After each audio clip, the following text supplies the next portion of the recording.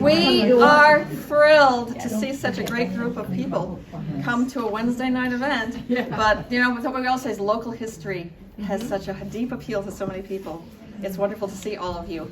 My name is Ellen Snowinvest, and I'm the chairman of the One Book, One Community Bridgewater Area group, because I want to make sure you realize it's more than just Bridgewater. We represent West Bridgewater, East Bridgewater, Bridgewater, Halifax, Plimpton, occasionally Mansfield. We all come together and read the same books. So, of course, this fall, we chose the book Strange Arithmetic by Karen Willis. And it's fiction, but it's based on a lot of true history that happened right in Taunton, Massachusetts. And I don't know if anybody saw the Boston Globe article recently about the Jewish community in Taunton who had memories of accepting some of the embarkation boys, you know, young men, to their synagogue while they were waiting to depart for Europe. But there are still so many memories around it. I'm sure Bill will talk about a lot of that with you tonight. But before we get started on tonight's program, I want to give you a little preview, because in the spring, we've got two fabulous books that I think you're going to just love. The first book is about Isabel Stewart Gardner, and it's the latest biography. It's a sort of a novelized format of her biography. Now, most of the facts in the novel are true, but Emily Franklin is the author, and we'll be sending all of this out to you. Emily Franklin is the author. She's a young woman. This is one of her first books that she's written. She's did an extensive research for this novel, and it's called The Lioness of Boston. And most of the libraries have copies, at least one copy, sometimes multiple copies. And then in conjunction with that, we are reading the author is Ulrich, and he wrote the seminal book on the subject of the Gardner heist. The most important unsolved art heist of history in the world. You know, those pieces of art still have not been found. Anyway, the book is fascinating, and so I encourage you to read both. We'll be sending out emails to people who are on our email list. By the way, if you are not on our email list and would like to be, Diane has an email list over here by the door. Be sure you put your name on the list, your name and your email address, and we'll add you to the list. We're trying to be very, very careful not to over-send. People have been complaining in years past that we sent too many emails out, so we've tried to be very careful, very frugal with our emails, and we'll send them out when it really matters for you to know what's coming up. This is obviously the big event for this topic. And then our big event for the spring is going to be a field trip by bus up to the Gardner Museum. We're going to get a docent tour in the spring when all the flowers are in bloom. It's going to be absolutely lovely. So watch for sign-ups for that special event. And then, of course, all the libraries are going to be having book talks about both of the books. And we encourage you to chat away, buy your copies, you know, borrow the library copies, whatever, but participate to the fullest extent you can. So without further ado, I'd like to turn over the introductions to my dear friend, Gloria Moran. Thank you, all. First of all, I'd like everyone on the steering committee, as I read your name, to stand and then give them a round of applause at the end, because there's been a lot of hard work. Myself, Diane Raza. Nope, hold your applause to the end. I know, she did the most work, but that's all right. Evelyn DeLutis, Lorraine Carrazza, Pam Hayes Bohannon. Keep standing. Keep standing. Nancy Sarno. Nancy, there she is. Is there anybody here I missed? I don't know if our librarians are here. We also have Jennifer Finn from East Bridgewater, Melanie Terrell from West Bridgewater, and Jean Gallant from Halifax, who are on the steering committee as well. Now we can get there is a seat right here in the front. There's one. Oh no, there's not. There's a seat in the front row. One. Would you come up, William, please?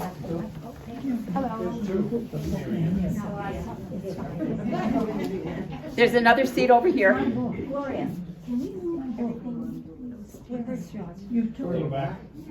Further back? Yes. I don't know. We'll try without disrupting everything. I am absolutely thrilled to be able to introduce Dr. William Hanna. He's a lifelong resident of Taunton who, according to my neighbor, Lynn St. Louis, said he was an outstanding teacher at Taunton High School. Not just a teacher.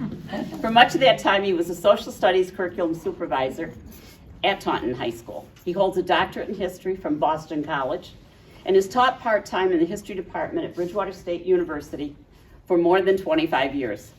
He speaks and writes frequently on New England history. His published work includes Abraham Among the Yankees, Lincoln's 1948 visit to Massachusetts, and a history of Taunton, Massachusetts.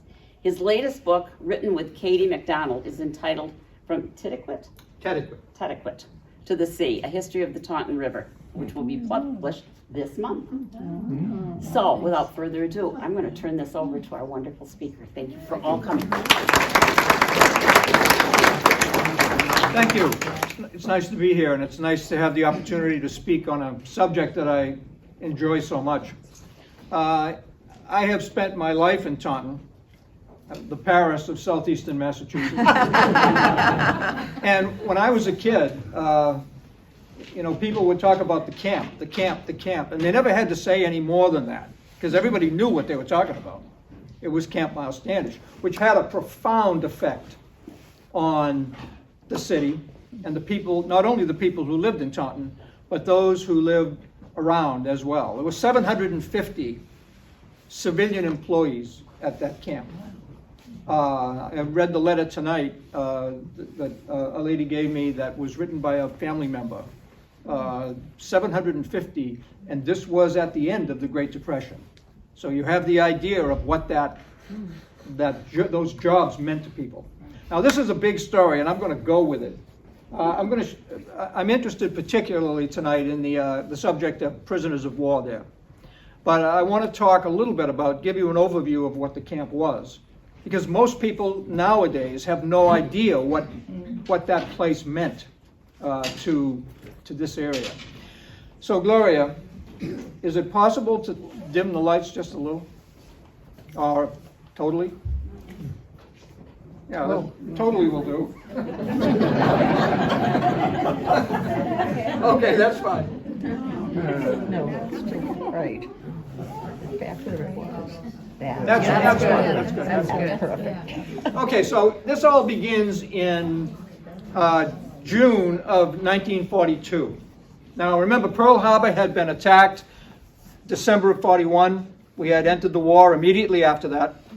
June of 1942, a telegram arrives in Taunton from the War Department saying that they are intending to build a camp in North Taunton, and that is going to take 36 farms. That's farmland in those days. This is up by 495 now. Wow. 36 farms by eminent domain. Wow. 33 of them are in Taunton, and 3 of them are just over the line in Norton. Oh, really? There was hell to pay over that, you can imagine. The congressman from Taunton, representing this area at the time, was Joseph Martin. Now, some of you may have heard of Joseph Martin. He was extremely important in those days. Later became Speaker of the House of Representatives, third in line for the presidency. Wow. And they raised so much hell up there that he agreed to come and talk to them. Now, if you go up these days from Taunton toward 495, you go by on your left the North Taunton Baptist Church, still standing, looking exactly as it did in 1942. He met them there, and there was a panic there over them losing the farm. And Joe Martin, the congressman, took about a half an hour to tell them, I can't do a thing for you.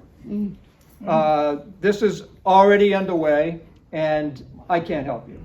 The only thing I can do, he said, was I can make sure that under eminent domain, you get a fair price for your land. But other than that, you got to go. and off they went. They began that construction in June of 1942, and that camp was open in October 1942. Wow. Let me show you a couple of pictures. This is Martin, who didn't win any votes that day. This turned out to be the administration building as they were building the camp. It was this building that you see there was built in 1912, and it was called the Wampanoag Club. It was one of the first nightclubs in Massachusetts that was built with automobiles in mind, 1912. During Prohibition, it was a speakeasy with Boston gangsters. So this would have been right across the street from Lake Sebastian, and this place had a back porch that looked onto Watson Pond, if you know where I am. Well, the government took it, and that became the administration building, not only for the construction of the camp, but also later on. And some of you may recognize it as this building. Now, that building was there until 5 years ago, or 6 years ago. Later, after the camp was demobilized, it became, what am I doing here? Just remind me tomorrow. Remind me tomorrow. Click remind me tomorrow. Yeah, you want to remind me. All right, this is a crisis, whether you recognize it or not. Help is on the way. Oh, man of the hour. Yes.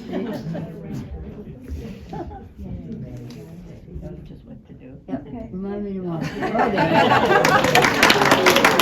Tomorrow you can call him. You know an expert when he makes it look easy. So this is the administration building for Paul Dever School, and later it was just demolished, I'm going to say 5 years ago, but that's the old Wampanoag Club, and that's where they ran the camp from. That's what it looked like just before it came down. Okay, so Camp Myles Standish. Listen to this. 1,620 acres. Get it? Camp Myles Standish, 1,620 acres. Yeah. 1,620 acres. Inside the camp, 35 miles of paved roads, 10 miles of railroad track that's laid off the main spur into the camp. In the camp, 1,500 buildings, most of them barracks, a 1,400-bed hospital, an amphitheater that holds 16,000 men. Oh, for heaven's sake. Four, essentially, nightclubs, numerous other workshops and machine shops there. Now, here's why. Camp Myles Standish was the station, the stationary part of what they called the Boston Port of Embarkation. There were 10 ports of embarkation around the United States. 6 of them were along the Atlantic coast. And these places, staging areas they were called also, these staging areas were the last stop for soldiers before they went overseas. That include all? Sorry? That include everybody's Navy? No, did not include Navy. It included Army, some Army Air Force, and also some allies who were being trained in the United States, but mostly Army. So, and 1.5 million of them went through Camp Myles Standish before the end of the war. Wow. The average guy stayed, I'm going to show you, this is the main camp entrance. This was right on Bay Street. If you go, this is on Fremont Street in Taunton. The only reason I throw that in there is you would have to know what you're doing, but the tracks from Camp Myles Standish, you can see where they used to go. The tracks have been taken off, but if you walk these lines of telephone poles, you would come to the railhead at the camp. Railroad transportation was vital to that. If you were a soldier and you were going to go through Camp Myles Standish, you would spend anywhere from 3 to 5 days there. That's it. Because you would come from basic training or advanced training someplace, and you would come usually with the outfit that you were with, your group. and you would, for the next 3 to 5 days, have a physical, go to the dentist, go to the eye doctor, go to the ear doctor. If you needed any type of glasses, false teeth, whatever, you got them there. While you were doing that, every single piece of equipment in your group was being examined, repaired if possible, replaced if necessary. Now these guys, you can imagine, are all young. Many of them have never been away from home in their lives. And they're going to go fight a war which gives them an uncertain future. And these people are anxious to test as many of the 7 deadly sins as they can before they have to go over. And they did that ardently and faithfully. And that put a strain, as you can imagine. Let me keep showing you pictures here so we can get to these prisoners. I could do this all night, but this is a picture that was taken. All of these are Army pictures. No photographs were supposed to be taken in the camp whatsoever. It was the highest security, which was baloney, but it was supposed to be. Great story. When the camp opened, these guys, soldiers, would try to get passes to Boston. That's where they wanted to go. They wanted to go to Boston. And if they couldn't go to Boston, they wanted to go to Providence. And if they couldn't go to Providence, they wanted to go anywhere else. And then they would go to Taunton. So the Army set up a bus service for them. Everybody had to be back in camp. If you got a pass, you had to be back in camp by midnight. And they would go down to Taunton, and there would be a free bus service from the front of the courthouse up to the camp. And I talked to a guy years ago who was the bus driver there. And these guys, they would be in a bit of trouble if they were late. When they got on the bus and the bus was ready to leave downtown Taunton, the bus driver would say to them, this bus is going to make 3 stops. One is going to be at the main gate on Bay Street. The second is going to be at the second gate on Bassett Street. And the third stop is going to be in the hole in the fence at the end of the artillery range. Anyway, these guys, you can't see it very well, but it looks like these guys are marching toward the train. Because when they finished 3 to 5 days, their stay here depended on when another ship was coming into Boston that could take them over. When that was determined, they would get on that train, they would go to Boston, and they would go to what's now the Boston Army Base, or what was the Boston Army Base, where they do the cruises now, Oh, yeah. And that train would drive right into the building. The tracks went right into the building. And when the train got in there, the door would close in the back. And ahead of them, the only thing that you would see was the gangplank for that ship. Wow. There was going to be nothing. So that's what it was. It was a staging area for the Boston Port of Embarkation. And the Boston Port of Embarkation was the 3rd largest of the 10. Ooh. Some of the barracks you can see there. This is one of the machine shops where they would test trucks, anything. This is a little bleacher situation. You can see that you might be able to see water here. These guys are officers, and obviously they're looking at something on the water. And what they're looking at is they're looking at Watson Pond, and these guys are being trained in abandoning ship. Which was very, very interesting, because when so many of the ex-GIs came back after the war in the 1950s and 60s and 70s and 80s, that's what they talked about most. Some of them were terrified of that. Some of them had never seen the ocean. And it's interesting because when they were at Myles Standish, they didn't know where they were. They thought they were in Boston. Or some of them who had been to high school thought they were in Plymouth, Myles Standish, or whatever. They had no idea where they were. And they were terrified going up and down those lines. Here's one poor guy who was terrified when he got up to the top. In the picture before that showed there was a woman standing in the back, I don't know, a wave or. On the You want bleachers. to Oh, here? see her, right? Oh, yeah. Oh yeah, I see her. Was this solely a male camp? It was not solely a male camp. That 1,400 bed hospital had nurses, Army nurses, and there were also nurses in clerical work, just clerics, and there were also civilian women. I don't know what she is. That's a good point. I've never looked. Maybe someone would recognize what type of a uniform that is, but no, but mostly men though.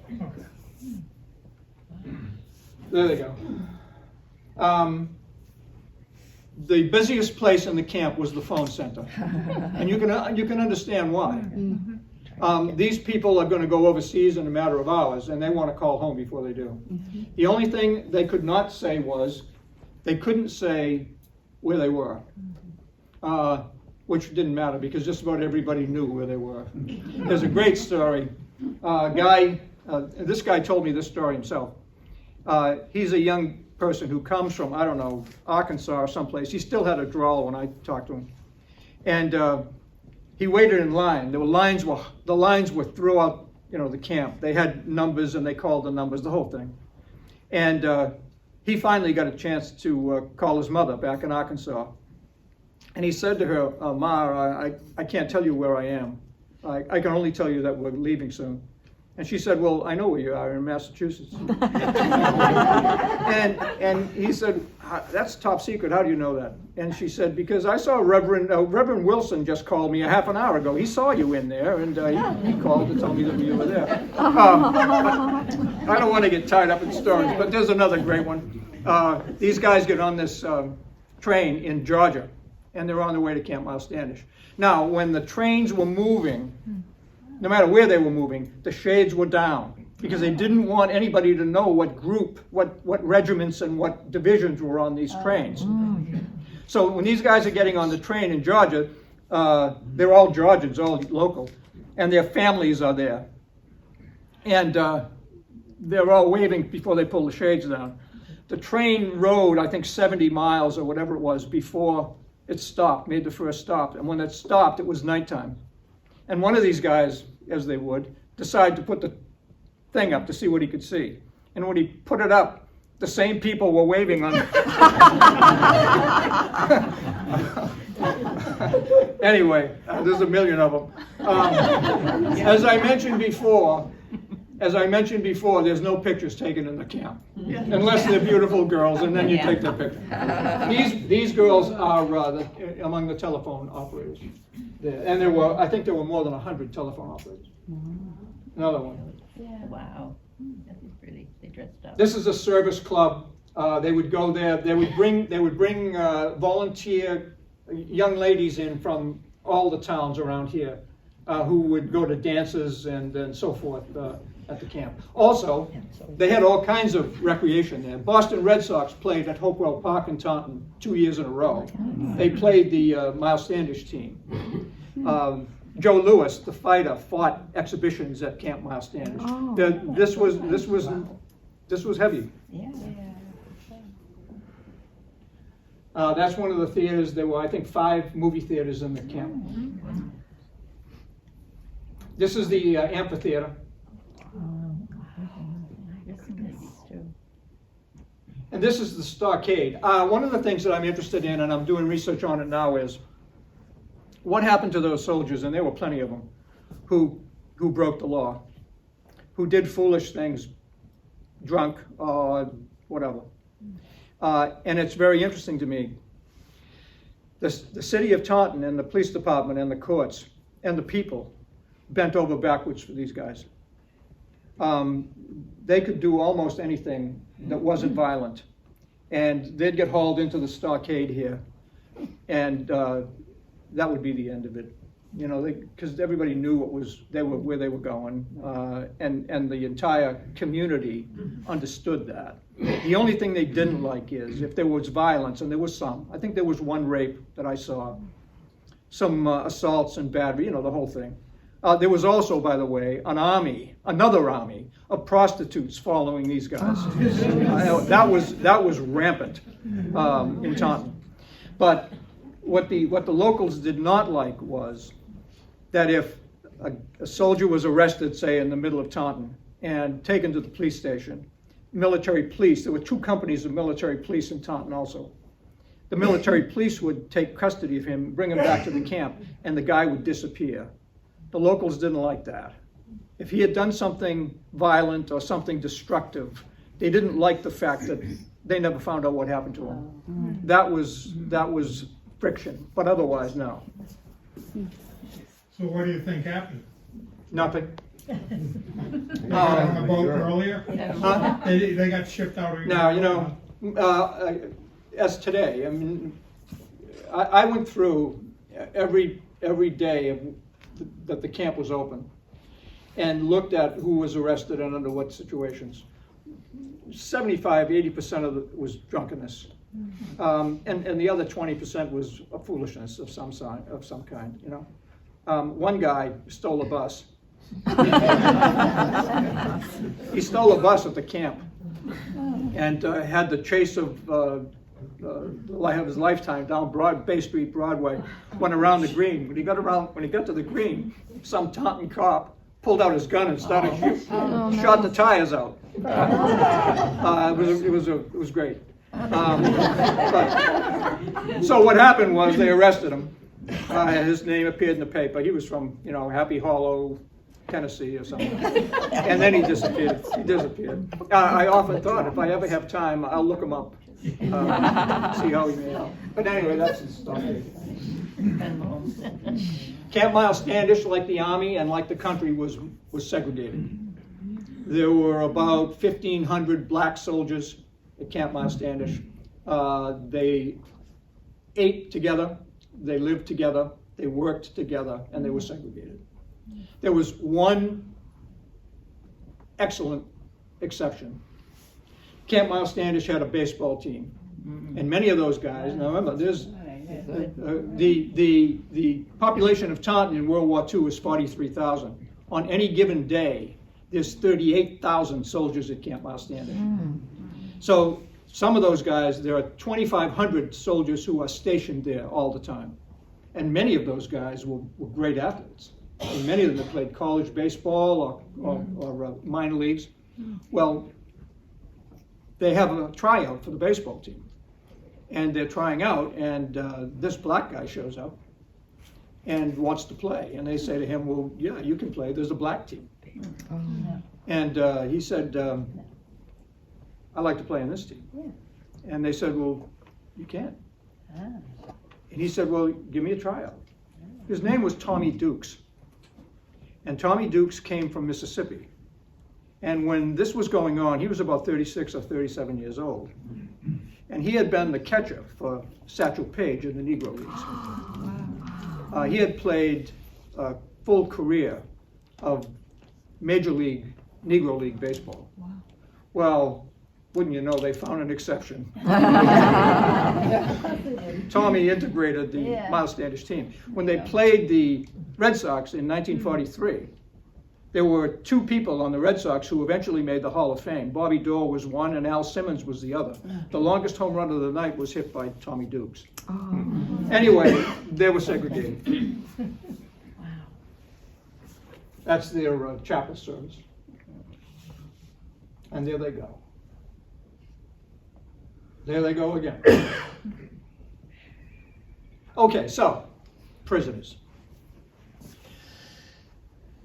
In 1944, the people at the camp, the commandant of the camp, was told that they were going to send 4,000 battalions to Camp Myles Standish. Now, those battalions had come from somewhere in the middle of the country, because as you know, at the beginning of the war, Italy was on the side of the Axis powers. And these Italians had been captured in North Africa. And they had been brought to the United States as prisoners of war. Well, in the summer of '43, Italy surrendered. not only did Italy surrender, Italy turned around and joined the Allies. So all of a sudden, these prisoners of war are no longer prisoners of war. We now call them co-belligerents. And they are invited to join what are called Italian Service Units, ISUs. And 90% of them did. And 4,000 of them were sent to Camp Myles Standish. Now, they were no longer prisoners of war, but they lived under Army discipline. They wore uniforms, not Army uniforms, work uniforms. They lived in barracks, and they had the same security in that camp that a soldier would have. They had to have passes. If they were going to leave the camp, they had to have, at least in the beginning, they had to have chaperones. They had to be back at a certain time, and they had jobs. They used to laugh. The Italians used to laugh about how the American army was very just like the Italian army, because they would take stonemasons, they would take the finest craftsmen, stone workers, and make them cooks. They would take cooks and expect them to build houses, you know. But it's very interesting with the Italians, because the Italian-American community in Taunton embraced them. Took them to Mass on Sundays, brought them home for dinner, entertained them. There was bitterness over that.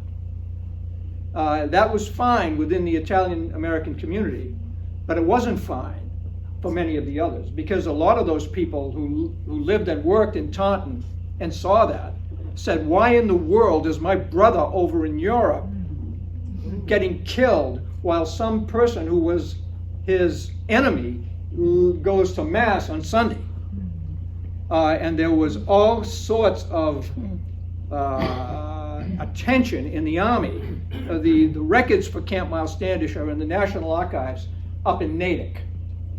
And you can see there lots of correspondence to the camp, saying, you make sure those Italians work a full day. You make sure that those Italians live by military. You make sure that nobody in that community thinks that those Italians are getting a soft deal. Now, lots of people ask, I'll jump ahead and say that in 1945, in May, 3,000 Germans arrived. And Germany had surrendered, but the war wasn't over. And those guys, the Germans, were in fact, indeed, treated like prisoners of war. If you lived in Taunton, you would hardly ever see any of them. There were 3,000 of them. But the question again was, why are these guys sleeping in heated barracks, eating great food, wearing new American clothes, while our soldiers are over there getting killed? And the answer was very simple. Because we were very much afraid, as the United States. We had all signed the Geneva Convention Accords, laying out guidelines, rules as to how prisoners were to be treated. And we were very, very, very aware of the fact that we did not want to give the Germans any excuse to mistreat American prisoners of war overseas. So there was never a question about how these prisoners, either Italians or Americans or Germans, would be treated. Well, this is the grotto. Some of you are taking a field trip, huh? When is that again? On Friday? Friday. This grotto was built by the Italians at the camp. It's the only thing from the camp which is still recognizable as part of Camp Myles Standish. If you'll notice, when you get up there, you'll notice that there's a plaque here that says 1943 on it. I don't know why that's there, because those Italians weren't in Taunton in 1943. My guess is they're very religious people. My guess is that that was the year that the war ended for them. And that's why they felt like that. The Italians worked in jobs both in the camp and outside the camp. They were hired out as day laborers. Because remember, by 1944 and 45, there's a huge labor shortage around here. All the men are in the service. So they need workers. So they would work around the camp, and they would be sent out, or they could be sent out for a day or two or whatever. They would work the farms around and so forth. Geneva Convention says they had to be paid. And they were paid 80 cents a day, but not in money, because they did not want these people to have money in their pockets. They were paid in coupons for one of those PX places that I showed you in the camp. One of the enduring myths about that, particularly with the Italians, is that they loved it so much that at the end of the war they stayed and married local girls. No, they didn't. Because also part of the Geneva Convention is the fact that anybody who's taken as a prisoner of war has to be returned to his country at the end of the war. So what would happen would be, frequently, these guys would go back to Italy and the girls would follow them. Fiancés would follow them and they would be married in Italy. And it would be easier for them to come back into the country as the spouse of an American citizen. There were, I've never seen a count, but lots of people living in Mansfield, Foxborough, Dedham, up that way, who in fact had been members of ISUs, who had married girls and had settled in the area. Years ago, back in the 1990s, you know the program on TV, Chronicle? Chronicle came down and they did a story on Camp Myles Standish. And one of the people that they had on that was one of the guys who had married a local girl. And he talked about what it was like to be in that situation, how alone he felt. None of them spoke English. How alone he felt, and how kind the people were around here. I talked to another guy. They don't come anymore because they're all too old now. But they used to come. In the 1980s, the 80s seemed to be the best time for them. I talked to this guy, this Italian, who had married somebody. Now he lived in Manchester, New Hampshire or someplace, but he was telling me that he learned English very quickly. And he made friends in the camp. He made friends with the soldiers and with the other workers. And he had this arrangement with this guy who worked in the camp that every Thursday the worker would park his car at a particular point in the camp parking lot, and he would leave a suit of clothes, clean clothes, in the front seat. And this Italian would run out there when he could, change clothes, and boom, off he would go to see the sights. But that's the grotto. It was refurbished, restored in 1983, and they invited the person, the soldier, American soldier who had been in charge of the prisoners. His name was Semler. He was a lieutenant. Came from New Jersey, I think, and he was just right for to be the commandant of a prison camp. He was an English major at Colgate or someplace, who had no idea what he was doing. He found himself one day a lieutenant and didn't like the idea of doing this. He wanted to go overseas with everybody else, and they said, "Well, you can't. You got to go to Myles Standish, and this is what we want you to do." And as he was walking out the door, and whoever he was talking to said, "By the way, you're a captain now." Yeah, by the end of the war, he was a lieutenant colonel. When they refurbished the thing in 1984, he came back and spoke. All of that. I'll come back to him when we get to the Germans. The Germans are different. Let me see. If you lived in Taunton, this is one of the. His name was Red Faggio. He lived in Mansfield. He was one of the Italian service guys. This is taken in 1984. This is a tiny little piece in the newspaper in May of 1945 saying that there were going to be German prisoners of war at Camp Myles Standish. That was different. 3,000 of them came. When the Italians and the Germans first arrived, by the way, 350,000 German prisoners were held in the United States. So 3,000 of them came to Myles Standish. When they first arrived, they wanted them in the interior of the country. They wanted them away from the coasts. So they would go to places like Fort Sill, Oklahoma. But as the war went on, and particularly with the Germans, the more surrender. They were surrendering 10, 50, 75,000 a day in April and May of 45. They had to get them, they were getting so many that they had to relax the requirements. So they came to Taunton.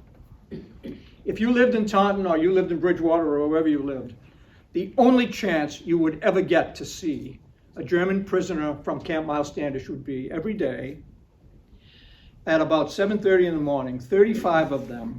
Now, this is what they wore. They wore black shirts with a white letter P painted on the front and on the back. They wore black pants and they wore black shoes. That was their uniform. 35 of them would be put in an army truck at Camp Myles Standish, and they would be driven down Bay Street to the center of the city with 2 Jeeps on a side with machine guns. And they would be brought to the Gaelic Tannery. Now, I don't know if any of you know the Gaelic Tannery. Here's what I want you to do if you don't know it. Think of the grossest place in the world that you have ever been. Times it by 50, and that was the Gaelic Tannery. That's what they did there. They tanned leather. That was still in business when I was a kid, and to this day I can smell that place. It was awful. And those Germans worked for 80 cents a day in that.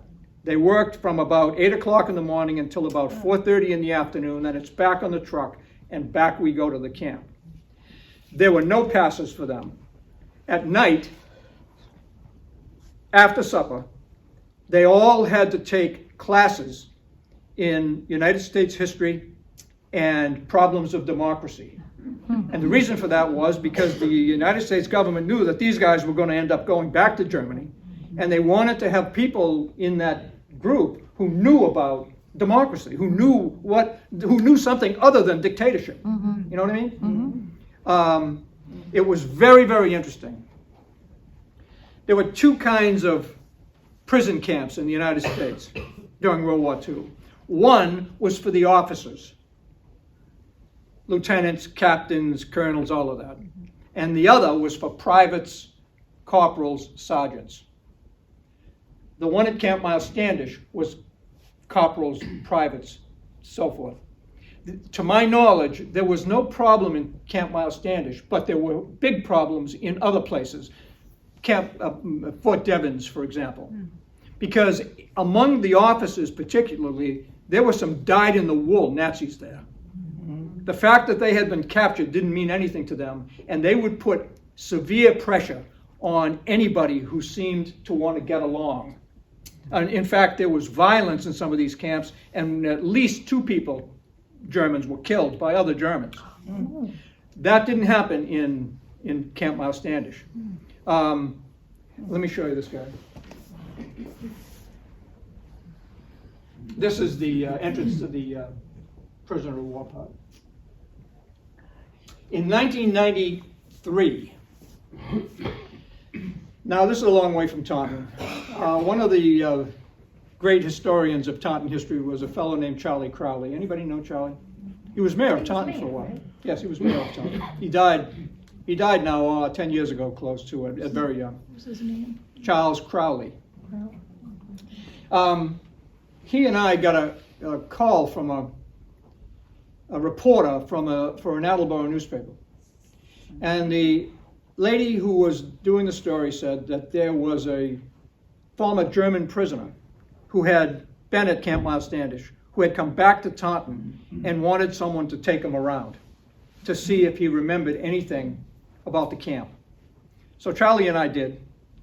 There was a lady there who was a translator.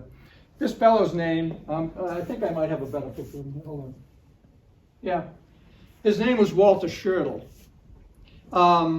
He was 17 years old when he was captured in Belgium. He was a German paratrooper who had never jumped out of a plane. He was captured by a Belgian group, and they were in the process of killing him, beating the daylight. They were going to beat him to death. And he was saved by an American patrol. Found his way coming to the United States. Was sent originally to Fort Sill, and then in May of 45 to Camp Myles Standish. He didn't remember anything.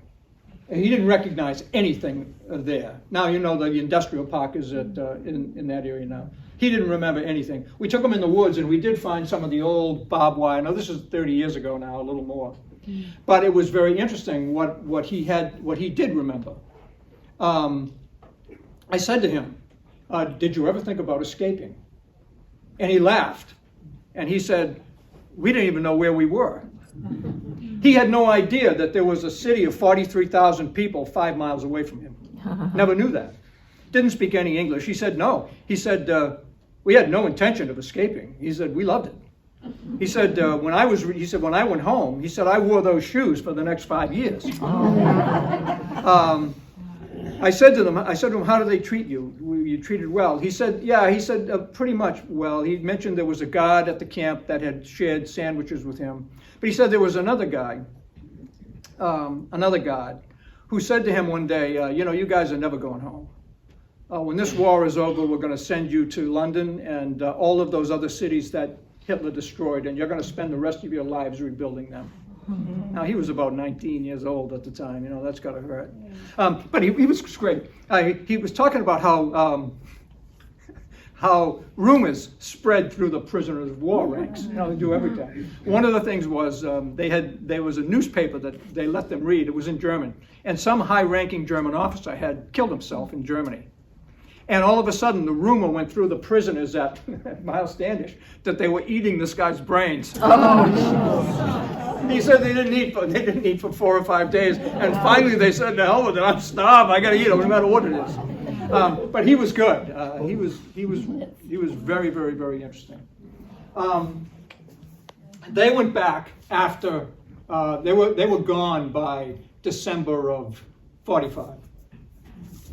Okay. How did they get into the prison to Myles Standish without them knowing the surroundings? On trains? That's a good question. Schertl was brought by truck, and whether they had the sides down or what, I don't know. They didn't understand English anyway, but I don't know. This was an old guard tower. He recognized that as a guard tower in the woods. Now that's 30 years ago. Whether it's there or not now, I don't know. And the barbed wire. So, January 1946, the war's over. They have 1,500 buildings plus they no longer need. You could have one. All you had to do was pay $1 and get it out of there. You can go to Taunton today and you can still find buildings that came from the camp. Barracks buildings. One of the more famous of the preschools in Taunton is Brick House School. There it is. And then, only in Taunton, right? They have now 1,620 acres. The feds give it back to the state of Massachusetts, and the state wants to give it back to the city. They realize, they read in the newspaper that the United Nations is going to be formed and it's going to have its headquarters in the United States. They decide that they're going to apply to have the United Nations headquarters at Camp Myles Standish. They were serious. Oh my gosh. So Wow. it goes to Manhattan, and we're still convinced over there that it was fixed. That it was a bad job, right? Who goes to Manhattan when you can go to Taunton? Now, 2 things left. I'm going to end this with a story that I like. These guys are also at Camp Myles Standish, and you can see that they're lined up. They are men who have been prisoners of war, who have just been brought back to the United States. And they're going to go through Camp Myles Standish to be quickly processed and then sent to other Army camps where they can be discharged. You can see they're pretty happy, huh? Interesting to me that when they came back to Camp Myles Standish, there was friction there because there was 7 service clubs where you could go to get cheap beer.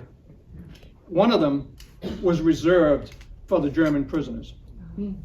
And there were plenty of stories about these guys walking into a place to be told that they couldn't be served there because it was for Germans. And they had to go to one of the other places, which was much more crowded. There was bitterness over that. There were also all sorts of rumors, supposedly one of them, which turned out to be false. Everybody from Harry Truman down investigated this, that there was supposed to have been a train that was leaving Camp Myles Standish for California. And the train was Pullman, had bunks on it. And allegedly, in the bunks were German prisoners, while Americans were standing without seats. Well, they didn't have any trains that went from Myles Standish to California, and everybody in the world investigated that to find that it was baloney, but it had a life of its own. Anyway, these guys. Now I want to show you one of my favorite people in the world. These guys are coming back to Camp Myles Standish. They just got off the ship, and they're coming back to Camp Myles. These are also former prisoners. And I love this guy. I want you to take a look at him. Can everybody see him? You see that smile on his face? Let me tell you about that smile. I had seen this picture in the Taunton Daily Gazette a million times. As I said, I've been through the Gazette for every day of World War II, and every time I would see this thing, and to me, for a long time, he was just another kid, another GI coming back. Finally, I looked at it one time. His name was Robert Kelso, and he was from Texas. He's a Texan. That's a Texas smile you see there. And he has just gotten off the boat in Boston, and he's on his way to Camp Myles Standish to be processed, to be sent back to Texas. But the question is, why him? You know, why are they taking his picture? Well, here's why. In the spring of 1944, Kelso had gone into the recruiting office, I think in San Antonio, and he was always somewhat larger than life. And he told those guys who were sitting behind the counter, the recruiters, who themselves, by the way, had just come back from Europe, he told them that this was their lucky day, because he was 18 years old on that day, and he was enlisting in the army, and those Germans had got to watch out. And he said, in fact, one of his greatest fears was that the war was going to end before he turned 18, and he would miss it. Well, they were only too happy to assure him that there was plenty of war left. So he went to basic training, and he went overseas as part of an armored anti-aircraft thing, and went to Germany right away, and was involved in a great deal of combat in Germany. And he is one of the only soldiers in World War II in Europe who ever fought hand-to-hand with German soldiers. Oh, wow. He was famous in part because he had been involved in a bayonet fight with a German soldier and had been wounded, so that he spent the last 6 weeks of the war in the hospital. Had been released from the hospital in time to join his unit to come back. And here he is. Well, that's not all of it, though. Because when he was in the hospital getting his leg fixed, they looked more closely at Robert Kelso to find out that on the day that Robert Kelso had walked into that recruiting office, he was 14 years old. Wow. So, they don't want any part of Robert Kelso. The idea is he's going to go to Camp Myles Standish, and they're going to get rid of him as fast as they can, which they do. They send him back, but of course now the national press is on his case. They love him. And he's great for quotes. He's got 1 million of them. He's Forrest Gump times 20. They love him. So the press follows him back, and he decides he's going to go to college.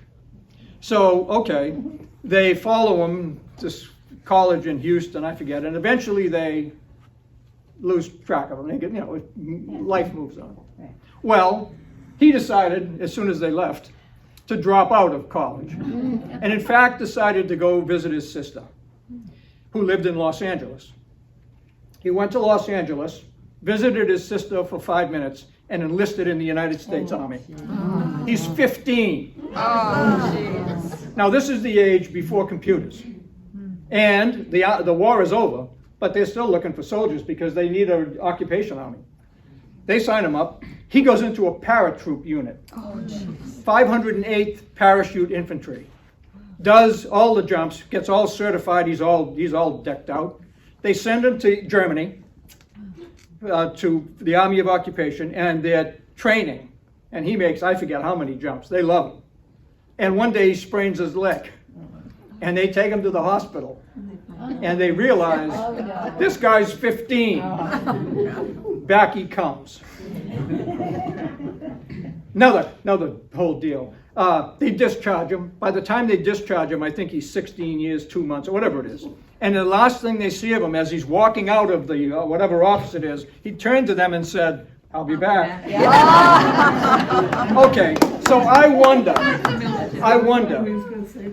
what happened to this guy? You know, I mean, what a great story. He's the youngest soldier, Wow. Army, United States Army soldier in World War II, and the youngest to be wounded. He's also one of the only people on the planet who ever went hand to hand with a bayonet. They don't do that anymore. So I'm looking. Now, thankfully, this is, by the way, 3 years ago or 4 years ago, three and a half years ago. I'm looking, and with the computer, you know, with the online, you can go deep, and I did. But I can't find him anywhere. He disappears off the face of the earth. And I continue to look, and finally I come to this. This is the website for the 508th Parachute Infantry Regiment. And this tells me, they called him Kelly, Robert Kelso, died at the age of 29. I have to tell you, I'm not surprised. He had that in him. So I'm looking for an obituary. I can't find one anywhere. And I'm going deep, believe me. Take it from me. I'm going for this. I can't find it anywhere. So one day I'm looking online and I see in some website a reference to a foundation. I think it's the Betty Kelso Foundation. So I figure he's 29. He's probably old enough at the time to have kids. Or somebody, maybe Betty Kelso was his wife, whatever, I don't know. And so I continue, and finally the only thing I can find is an address and a telephone number for the foundation. So I call up, and a young lady answers the phone, and I told her who I was. I told her I was writing a story. I do a blog for the History Museum in Taunton. I told her what I was looking for. She said she didn't know what I was doing. But if she didn't know me from Adam. So finally she said, there's nobody here who can talk to you about that. She said, if you want to try back again next Thursday, maybe somebody will be there then. I said, okay. So she took my name and all that. So I debated whether to do it. Because, you know, that's 80 years ago or so. But some things still hurt, you know, with people. You never know what you're going to do. But I did it anyway. So I called up, young lady answered the phone. I told her who I was again. She remembered me. She said, hold on 1 second. So she buzzed it, and that phone rang. And a man at the end of the phone said, is this Bill Hanna? And I said, yeah. And he said, I'm Robert Kelso. He was alive! Wow. He was 88 years old. I said to him, that's what I said. I said, I just saw your gravestone on the website for the 508th Parachute Infantry Regiment. And he said, well, call him back and tell him I don't need it yet. So we had a great talk, honest to God. We just had a great talk. I said to him, what are you doing, 14? And as it turned out, he's told me that he had a rough childhood. He had bounced from one foster home to another, and enlisted on a whim. He had nothing better to do that particular afternoon, so let's go in the Army. And I asked him, when you got over there, he saw a lot of, this bayonet stuff, right? I said, dude, did it ever occur to you how dangerous that was. And he said, he said, I was sitting there one night. I can't do this in a Texas accent, but it's even better. He said, I was sitting there one night and I said to myself, Celts, you can get hurt over here.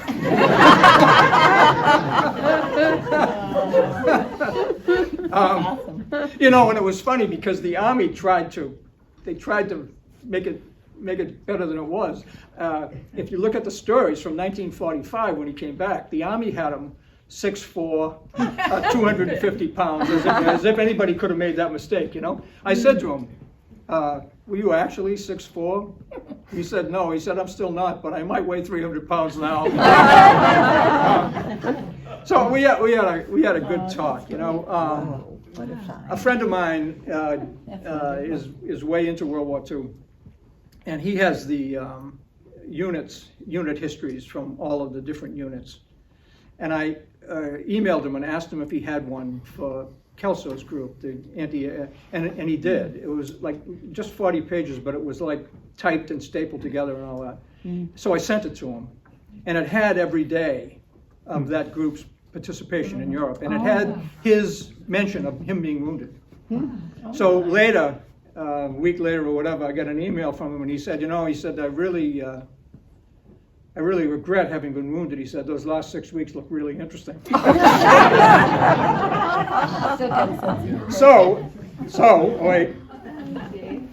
So he finally decides he wants to go to college, but he never graduated from high school.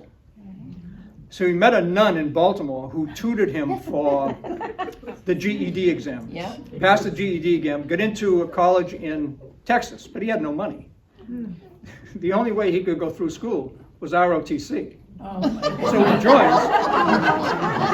he joins ROTC, graduates from college as a lieutenant in the United States Army, and does 2 tours in Vietnam. Oh my gosh. So finally, I said to him, "Well, I'm gonna write the story up." I said, "If you don't mind, this is a great story. I'm gonna write it." Yeah. He said, "No, I don't mind." I said, "Is there anything you want me to say?" And he said, "Yeah." He said, "I want you to tell those people who read this that I made something of my life." That's great. Yeah, I'll tell you. This is him. Hold on. Gosh, that's something. There he is. Oh, my goodness. That's Kelso. Family. He's in Paris getting an award. I'll tell you though, I didn't write it. I never wrote it. No.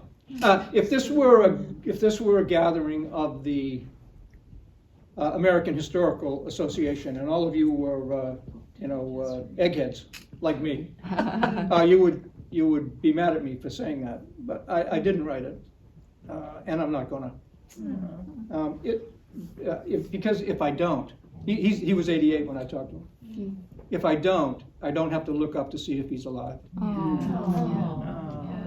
So, for me, he is. Yeah. What was the foundation?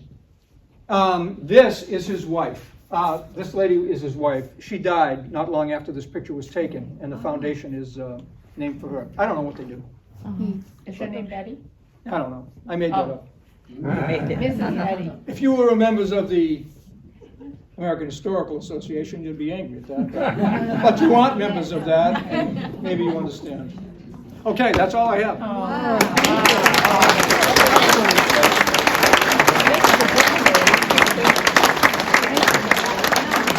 Questions? Sure. Before you got the early days of the camp. Yep. Did everyone who volunteered or was drafted into the Army in Boston for World War II, did they end up going through? No. It was purely luck. They came from all across the country, and it just depended on transportation. What ships were located where, at what time, where you were eventually going to end up. So no, it had nothing to do with that. No. Were there similar camps in Massachusetts? Not staging areas, no. This was the only staging area for Boston.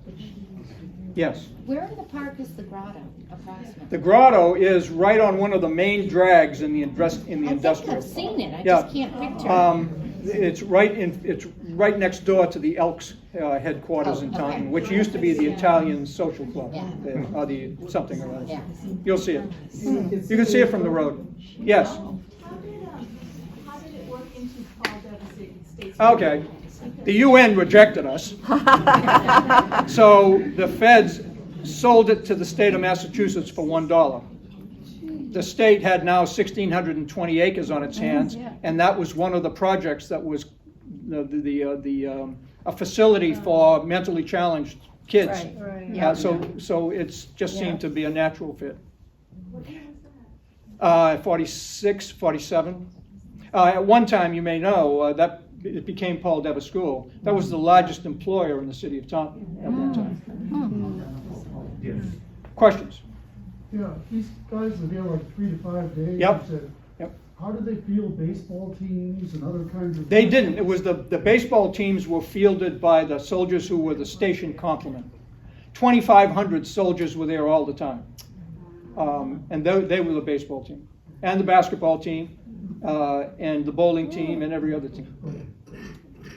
Other questions? Go ahead. I have an addendum to the, you showed the barracks being cut up into pieces and brought down to different areas in Taunton. You mentioned the brick house school. Yep. My mother and father grew up in Taunton, and they graduated together in 1959. And when they got married, they were looking for their first house, and they secured a big section of the barrack for the garage and a big section for the house.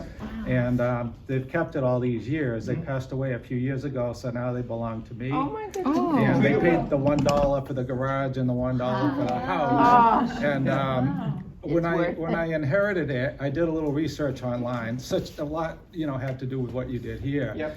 And I found an interesting Myles Standish pennant. It's a pennant that the soldiers must have had. And one of the cool things I found on eBay, believe it or not, is this little booklet that they gave out to all the soldiers that were there as they passed through. As they It came told through. them, about their meals and how to fold their laundry and everything.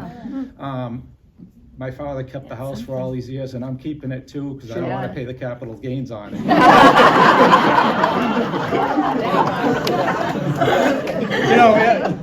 That's a great story. Does he live in Taunton now? I don't live there now, but I maintain the house. Yeah, I mean, that was something that big, a facility that big, that touches just about everybody, some way or another. I can remember, not long ago, certainly within the last 10 years, the city acquired another section of that land for the industrial park, and they were clearing the land, and they had big bulldozers and all of a sudden, they came upon hundreds of pieces of silverware that had been simply buried rather than taken out of there when it was over.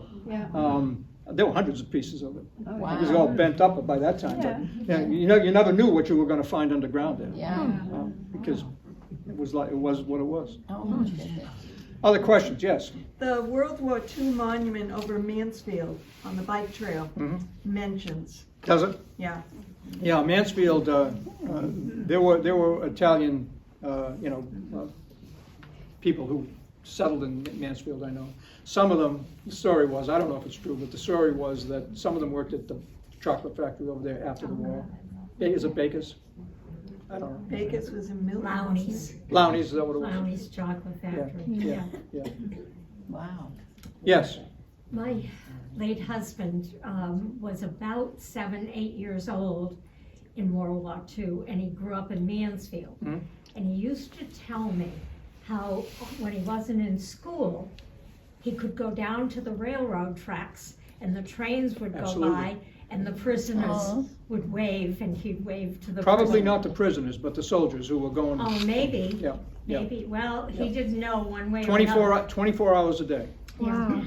I saw a thing, and I should have looked at it again just to make sure, but the cooks at Camp Myles Standish made something like 75,000 sandwiches a day.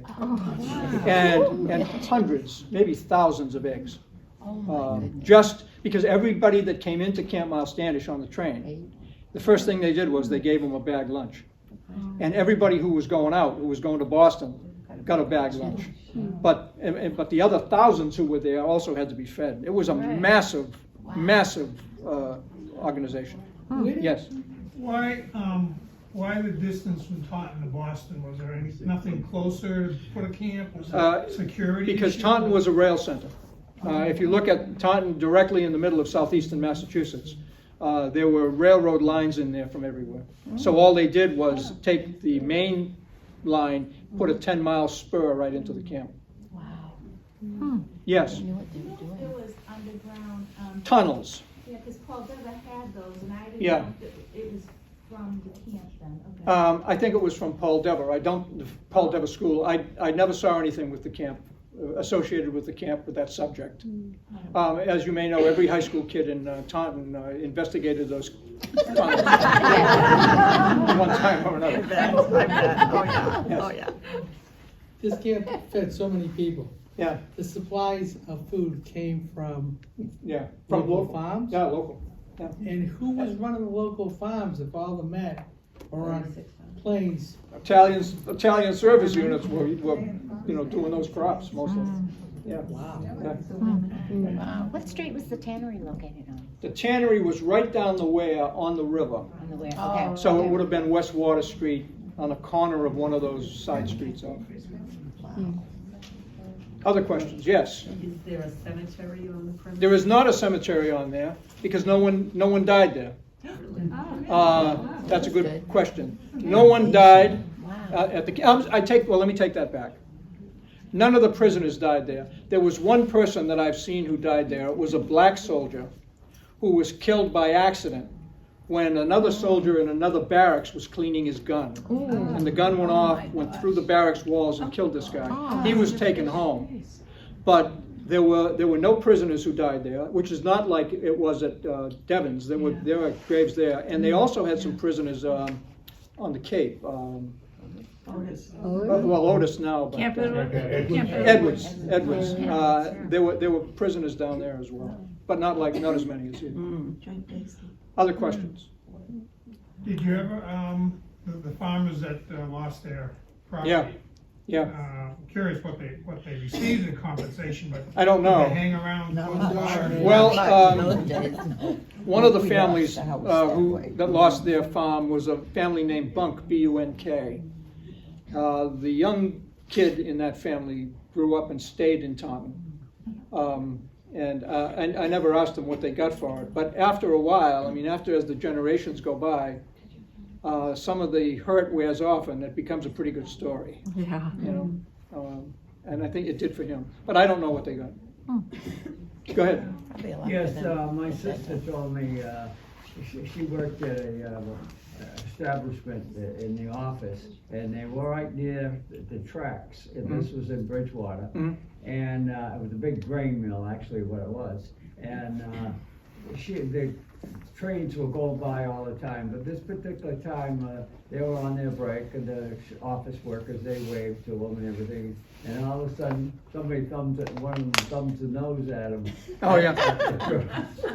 Evidently, they were probably German prisoners. I doubt it. You doubt it? GIs were known to do things like that Where would too. they be routed out? And from Boston, would they use the track? Where did they come from, the prisoners? Pardon? Are you asking me where the German prisoners came from? No. How did they, when they were transferred there? Yep. Could they have gone through Bridgewater? No.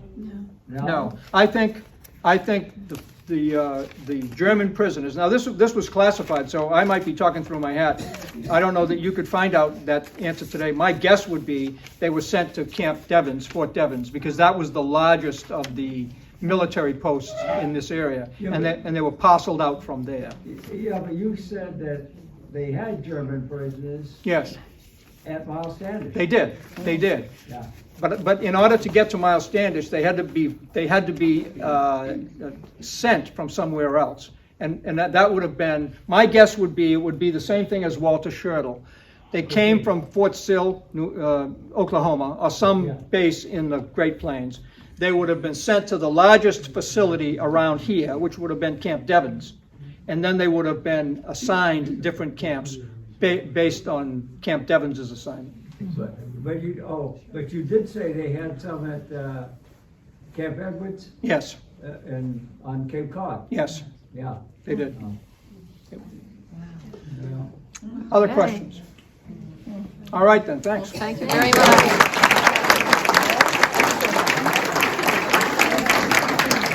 Okay, on behalf of One Book, One Community, thank you all for coming out tonight to hear this wonderful speaker.